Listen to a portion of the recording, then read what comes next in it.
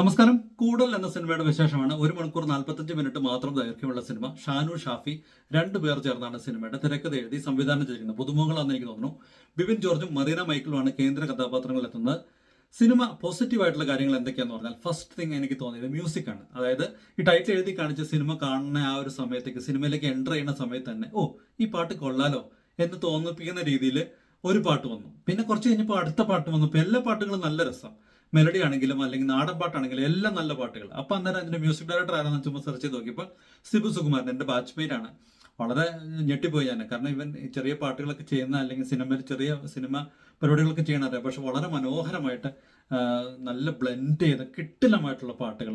എനിക്ക് അത്ര വലിയ കോണ്ടാക്ട്സ് ഒന്നുമില്ല അവനായിട്ട് ഇപ്പോൾ, പക്ഷെ സൂപ്പറായിട്ട് സിബു ഈ പാട്ട് ചിട്ടപ്പെടുത്തിയ പോലെ എനിക്ക് തോന്നി.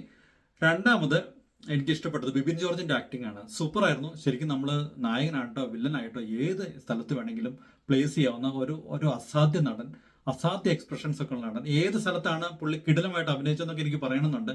പക്ഷെ ആരെങ്കിലും സിനിമ കാണുവാണെങ്കിൽ അത് സ്പോയിലർ ആവും എന്നൊക്കെ എനിക്ക് തോന്നുന്നതുകൊണ്ട് ഞാനത് പറയുന്നില്ല. പക്ഷെ മൊത്തത്തിൽ ബിബിൻ ജോർജ് കലക്കി. ബിബിൻ ജോർജിനെ ആക്ട് ചെയ്യുന്ന ഇഷ്ടമുള്ള ആളുകൾക്ക്, അല്ലെങ്കിൽ ബിബിൻ ജോർജിന്റെ അതൊക്കെ ഇഷ്ടമുള്ളവർക്ക് വേണമെങ്കിൽ കണ്ടു നോക്കാവുന്ന ഒരു സിനിമയാണ്.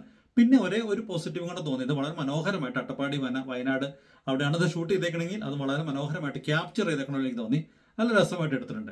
ക്ലീഷ ടെംപ്ലേറ്റ് ആണ്, നമ്മൾ കേൾക്കാത്ത കഥയൊന്നുമല്ല. സ്ഥിരം പരിപാടിക്ക് തന്നെ ഒരു കാര്യം, അതിൻ്റെ ഒരു റിവഞ്ച് പരിപാടികൾ ഇങ്ങനെയൊക്കെ ആണ് ഒരു പ്ലേസ് ചെയ്തിരിക്കുന്നത്. കുറേ അമച്വർ ആയിട്ടുള്ള, കുറച്ച് ആക്ടേഴ്സിന്റെ ആക്ടിംഗ് ഒക്കെ വളരെ അമച്വർ ആയിട്ടുള്ള ആക്ടിംഗ് ആയിട്ട് എനിക്ക് തോന്നി. അത്ര വലിയ ഒരു ചില കാര്യങ്ങളൊക്കെ കുറച്ച് മാറ്റാറെന്ന് എനിക്ക് തോന്നുന്നു. പിന്നെ ചില സ്ഥലത്ത് ഇപ്പം ഒരു പാട്ട് കാണിക്കേണ്ട, ഒരു നായകൻ തമ്മിലുള്ള അതിൻ്റെ അകത്തൊക്കെ കുറച്ച് നാടകീയത എനിക്ക് ഫീൽ ചെയ്തു.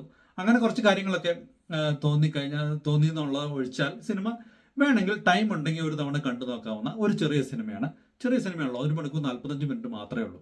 അപ്പോൾ ഒന്ന് കണ്ടു നോക്കൂ, കണ്ടിട്ട് വിശേഷങ്ങൾ അറിയിക്കൂ. മറ്റൊരു സിനിമയുടെ വിശേഷമായിട്ട് വേറെ ദിവസം വരാം.